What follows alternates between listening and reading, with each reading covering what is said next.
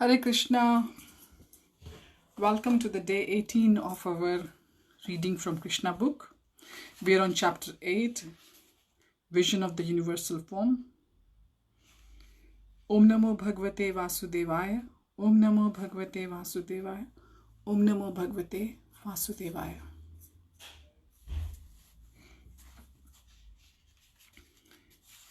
So yesterday we were talking about how after looking at the universal form in Krishna's mouth, Mother Yashoda was thinking that Nanda Maharaj was her husband and Krishna was her son, and that all the properties of Nanda Maharaja belonged to her, and that all the cowherd men and women were her subjects.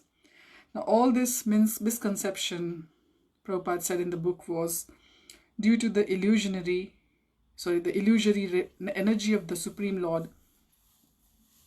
So Mother thinks that let me pray to the Supreme Lord that he may protect me always. So all the problems in this world, they begin with the attachment, the moha. When we start thinking that we are the proprietor of everything, and so we have the right to enjoy and to lord over everything in this world. Let us begin. While Mother Yashoda was thinking in this high philosophical way, Lord Krishna again expanded his internal energy just to bewilder her with maternal affection. Immediately, Mother Yashoda forgot all philosophical speculation and accepted Krishna as her own child. She took him on her lap and became overwhelmed with maternal affection. She thus began to think of the Supreme Personality of Godhead, who is understood through the processes of cultivating knowledge derived from the Upanishads and the Vedanta Sutra, practicing mystic yoga and studying Sankhya philosophy as her own begotten child. Sankhya is the analytical philosophy. Certainly, Mother Yashoda had executed many pious activities, as a result of which she got the absolute truth, the Supreme Personality of Godhead, as her son, who fed from her own breast. Similarly, Nanda Maharaj also must have performed many great ceremonies for Lord Krishna to become his own son and address him as father. But it is surprising that Vasudeva and Devaki did not enjoy the transcendental bliss of Krishna's childhood pastimes. Although Krishna was their real son, the childhood pastimes of Krishna are glorified even today by many sages and saintly persons, but Vasudeva and Devaki could not enjoy the pastimes personally. The reason for this was explained by Shukadeva Goswami to Maharaj Parikshit as follows. Remember, Maharaj Parikshit was the grandson of Arjun, son of Abhimanyu. And Shukadeva Goswami was telling the pastimes of Srimad Bhagavatam to Parikshit Maharaj during the last 7 days of his life. When the best of Vasus named Drona and his wife Dhara were ordered to increase progeny by Lord Brahma, they said unto him, Dear Father, we are seeking your benediction when we take birth again within the universe. May the Supreme Lord Krishna in his most attractive feature of childhood absorb our whole attention. May our dealings with him be so powerful that simply by hearing of these childhood activities of his, anyone will be easily cross over to the nations of birth and death. Lord Brahma agreed to give him the benediction, and as a result, the same Drona appeared as Nanda Maharaj in Vrindavan, and the same Dhara appeared as Mother Yashoda, the wife of Nanda Maharaj in Vrindavan. In this way, Nanda Maharaj and his wife, Mother Yashoda, developed their unalloyed devotion for the Supreme Personality of Godhead, having gotten him as their son, and all the gopis and cowherd men who were associates of Krishna naturally developed their own different feelings of love for Krishna. Therefore, just to fulfill the benediction of Lord Brahma, Lord Krishna performed all kinds of childhood pastimes in order to increase the transcendental pleasure of all the residents of Vrindavan. Thus ends the Bhaktivedanta purport of the 8th chapter of Krishna, Vision of the Universal Form. Chapter 9. Mother Yashoda binds Lord Krishna. This is where in 10th canto, our very favorite pastime of Krishna in Damodar Leela in the month of October, November, on the day of Diwali, this pastime happened. And we celebrate it every year in all the temples all over the world by offering ghee lamps to the Lord. Or the til oil lamps also can be offered. Once upon a time, seeing that her maidservant was engaged in different household duties, Mother Yashoda personally took charge of churning butter. And while she churned the butter, she sang the childhood pastimes of Krishna and enjoyed thinking of her son. So Mother Yashoda is guiding us how we have to remember the pastimes of Lord 24/7 while engaged in all the mundane duties and obligations of this worldly material life. The end of her sari was tightly wrapped while she churned, and on account of her intense love for her son, the milk automatically dripped from her, which moved as she labored hard, churning with 2 hands. The bangles and bracelets on her hands tinkled as they touched each other, and her earrings and breast shook. There were drops of perspiration on her face, and the flower garland which was on her head scattered here and there. Before this picturesque sight, Lord Krishna appeared as a child. He felt hungry, and to increase his mother's love, he wanted to stop her churning. He indicated that her first business was to let him suck the milk, and then she could churn the butter later. Mother Yashoda took her son on her lap and pushed the milk into his mouth, and while Krishna was sucking the milk, she was smiling, enjoying the beauty of her child's face. Suddenly the milk which was on the stove began to boil over. Just to stop the milk from spilling, Mother Yashoda at once put Krishna aside and went to the stove. Left in that state by his mother, Krishna became very angry, and his lips and eyes became red in rage. He pressed his teeth and lips, and taking up a piece of stone, he immediately broke the butter pot. He took butter out of it, and with false tears in his eyes, he began to eat the butter in a secluded place. In the meantime, Mother Yashoda returned to the churning place. After settling the overflowing milk pan in order, she saw the broken pot in which the churning yogurt had been kept. Since she could not find her boy, she concluded that the broken pot was his work. She smiled as she thought, "The child is very clever. After breaking the pot, he has left this place, fearing punishment."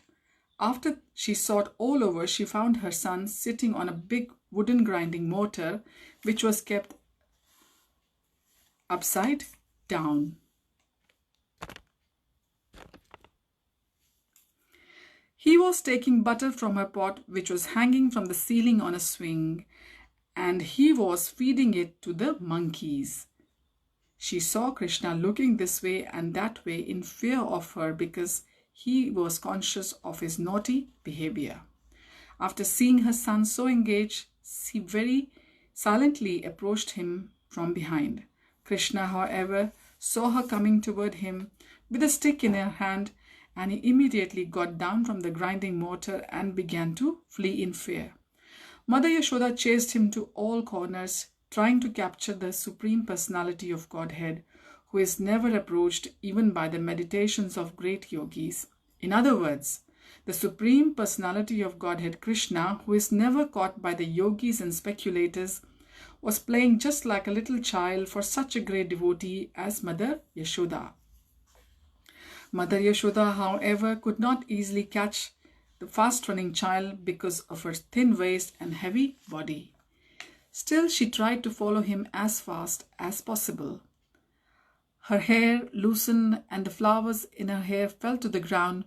Although she was tired, she somehow reached her naughty child and captured him. When he was caught, Krishna was almost on the point of crying. He smeared his hands all over his eyes, which were anointed with black eye cosmetic, what we call kajal in India. The child saw his mother's face while she stood over him, and his eyes became restless from fear. Mother Yashoda could understand that Krishna was unnecessarily afraid, and for his benefit she wanted to allay his fears. Being the topmost well-wisher of her child, Mother Yashoda thought, if the child is too fearful of me, I don't know what will happen to him. Mother Yashoda then threw away her stick. In order to punish him, she thought to bind his hands with some ropes. She did not know it, but it was actually impossible for her to bind the Supreme Personality of Godhead. Mother Yashoda was thinking that Krishna was her tiny child. She did not know that the child had no limitation. There is no inside or outside of him, nor beginning or end. He is unlimited and all-pervading. Indeed, he is himself the whole cosmic manifestation. Still, Mother Yashoda was thinking of Krishna as her child. Although he is beyond the reach of all senses, she endeavored to bind him to a wooden grinding mortar. But when she tried to bind him, she found that the rope she was using was too short, by 2 inches. She gathered more ropes from the house and added to it, but still she found the same shortage. In this way, she connected all the ropes available at home. But when the final knot was added, she saw that the rope was still 2 inches too short. Mother Yashoda was smiling, but she was astonished. How was it happening?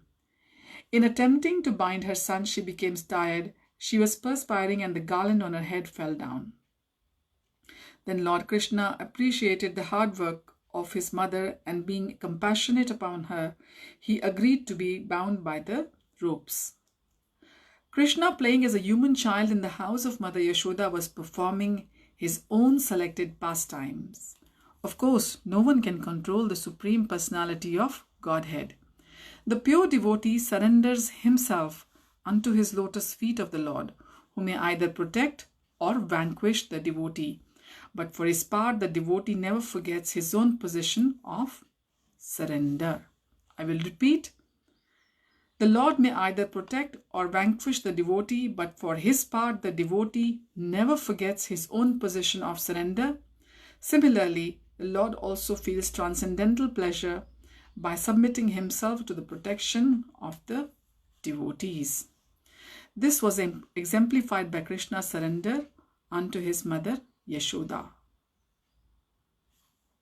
Krishna is a supreme bestower of all kinds of liberation to his devotees, but the benediction which was bestowed upon Mother Yashoda was never experienced even by Lord Brahma or Lord Shiva or the goddess of fortune. So Yashoda was an exemplary devotee of Krishna. The Supreme Personality of Godhead, who is known as the son of Yashoda and Nanda Maharaj, is never so completely known to the yogis and speculators, but he is easily available to his devotees, nor is he appreciated as a supreme reservoir of all pleasure by the yogis and speculators. After binding her son, Mother Yashoda engaged herself in household affairs, at that time bound up to the wooden mortar. Krishna could see a pair of trees before him, which were known as the Arjuna trees. The great reservoir of pleasure, Lord Krishna thus thought to himself, Mother Yashoda, first of all, left without feeding me without sufficient milk, and therefore I broke the pot of yogurt and distributed the stock butter in charity to the monkeys. Now she has bound me up to the wooden mortar, so I shall do something more mischievous than before. And thus he thought of pulling down the 2 very tall Arjuna trees. There is a history behind the pair of Arjuna trees. In their previous lives, the trees were born as the human sons of Kuvera, and their names were Nal Kuver and Manigriva. Fortunately, they came with the vision of the Lord. In their previous lives, they were cursed by the great sage Narada in order to receive the highest benediction of seeing Lord Krishna. This benediction curse was bestowed upon them because of their forgetfulness due to the intoxication. This story will be narrated in the next chapter. Thus ends the Bhaktivedanta purport of the 9th chapter of Krishna. Mother Yashoda binds Lord Krishna. Hope you all will have a very blissful day ahead, and you will engage yourself in your best of abilities, in your duties, with Lord Krishna as the focus of all your activities. We shall continue the Katha tomorrow. Hare Krishna.